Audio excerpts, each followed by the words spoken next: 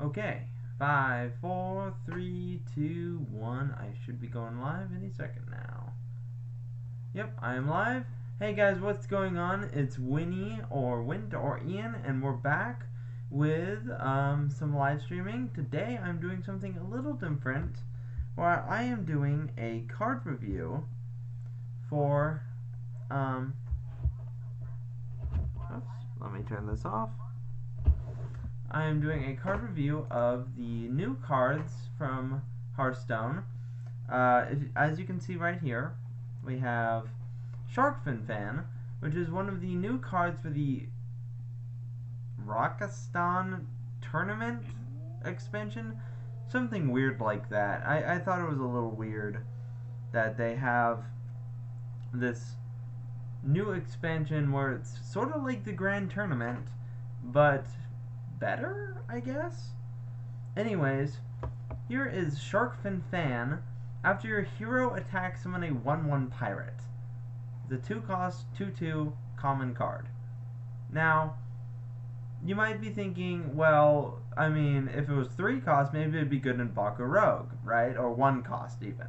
And it was like a 1-cost 1/1 that whenever you attacked, summoned a 1/1. But you can't run this in Baku Rogue, or the normal deck there you'd run a weapon, or you'd run something weapon wise like what's that other card called? The 3/3 that when you attack gains +1/+1, something like that. Now Sharkfin Fan, I can see this being used in even Rogue, which some YouTubers have actually used effectively. One is Thighs Hearthstone, or I think that's how you pronounce his name. He's a European, I believe. He's from Sweden or Norway? I don't know. But he made an even rogue deck, which this could be used in an even rogue deck. It could also be used in a pirate deck, where we could be bringing back Pirate Warrior, for example. Nobody wants that, but maybe Hearthstone creators do. But that would be interesting because I think that this card could actually be very playable. Because anything that runs a cheap weapon or that can equip a weapon pretty easily, I think could run this, which something like Rogue would benefit from Sharkfin Fan. Now, could this appear in other decks besides Rogue? Sure, I think it could appear in Paladin. It could appear in even Druid, because they're hero power, or it could appear in Warrior, as I mentioned before, but I think this will mainly be a Rogue card. Anyways, not sure if this will see a lot of play, but I think this will be a pretty good card, and let's move on to the next card. This one is the first legendary revealed, which is Shirvala the Tiger. It's a 25 cost Divine Shield, Rush, and Lifesteal 7/5 beast that costs 1 less for each mana you've spent on spells. So, first of all, that's each mana you've spent on spells, not for each spell you've cast, which is what I initially thought it was, and I was thinking to myself, nobody's going to run a 25 spell deck. No, it's for each mana you've spent on spells. So this could be, first of all, useful in a heal paladin deck, which I think Hearthstone has been pushing for a long time, with stuff like the Spellstone for paladin, the new legendary Crystalsmith Kangor, all that stuff would definitely point towards this being a usable card for heal paladin. But also, you could potentially make this cheaper with any deck. You could just run high-cost spells. And maybe you run, like, a high-cost spell, and you run, what's it called? Crystal Prism, or something like that. The card that, when you play it, swap the attack and, swap the cost of a minion and the cost of a spell. When you swap those both, you could get a 25 mana cost spell, but you could also get a 1 mana or 5 mana or something like that Shirvala the Tiger. That's pretty good. I mean, a 1 mana 7/5 with Divine Shield, Rush, and Lifesteal is pretty good. But overall, you could just run this in mid-range heal Paladin, which, I don't know, maybe they'll have even more heal Paladin stuff, where we could actually see heal Paladin as maybe even a tier 3 deck, or tier 2. Hell, tier 1. I don't know. I mean, I look forward to running a card like this in some sort of meme deck. I have dust saved up, I have gold saved up. I'd love to run something like this in sort of a meme Paladin deck, because I've done meme Paladin deck before. Paladin is probably one of my favorite classes. Anyways, as far as playability, you're gonna need to it's gonna be difficult to figure out this one, but I think it's probably just as playable as this one. So let's go on to the next one. This one I think is the best card so far. Spirit of the Shark. Stealth for 1 turn, which means your opponent can hit it for 1 turn. Your minions' battle cries and combos trigger twice. So you plop this down on turn 4, and the next turn you play a bunch of 1 and 0 cost cards, maybe a spell or 2 with preparation, and play an Edwin Van Cleef. You know, a normal Edwin Van Cleef is like 8/8 to 10/10 maybe. Well, now you got a 16/16 to 20/20 Edwin Van Cleef in 1 turn.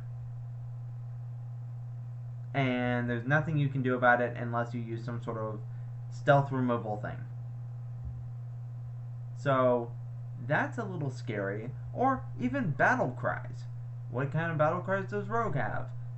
Shuffle 3 ambushes into your deck where you summon a 4/4 spider for each. That now shuffles 6 in. Or other stuff that it triggers.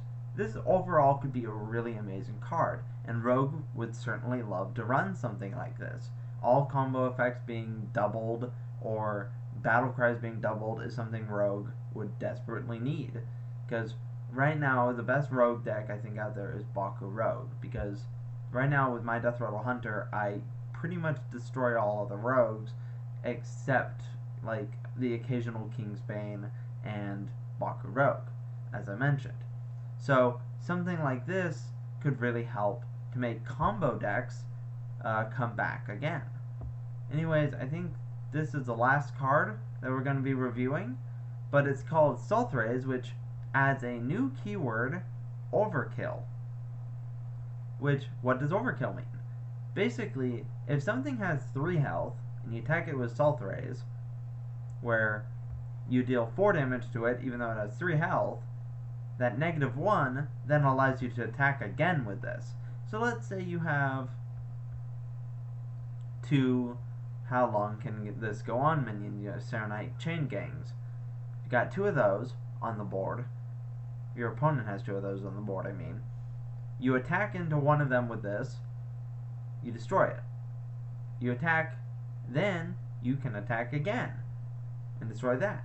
Then you can attack again and potentially hit face and end the overkill, or hit another minion and then hit face after that minion, or hit another minion after that and just destroy their weapon with just hitting non-stop minions, assuming they have like a bunch of taunts and you want to get a big minion through. This looks pretty good. I still think this is better just because of the combos and battle cries triggering twice. That's slightly better than it's both worse and better than Brand Bronzebeard, and that's weird, especially since it's something you can put into you can put 2 of into your deck. But Salt Rays, I think, is pretty up there. Something where you can just destroy a bunch of minions and then still hit face in the end is pretty good. And anyways, I think that'll wrap it up for my card review.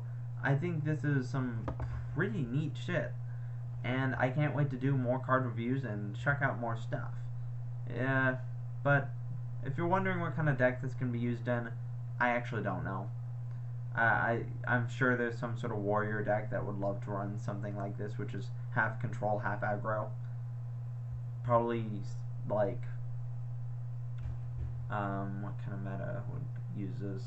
A mech deck maybe in the current meta would use this, but there's probably going to be some sort of deck that could come out with this expansion. Anyways, that's my review, and I hope you guys enjoyed it. And let me know in the comment section at the end of the stream if you have any thoughts as to what you think of the card, and if you agree with me, if you disagree, why you agree, or your own personal thoughts on the card. Anyways, guys, thank you all for watching, and I'll see you guys later. Peace out.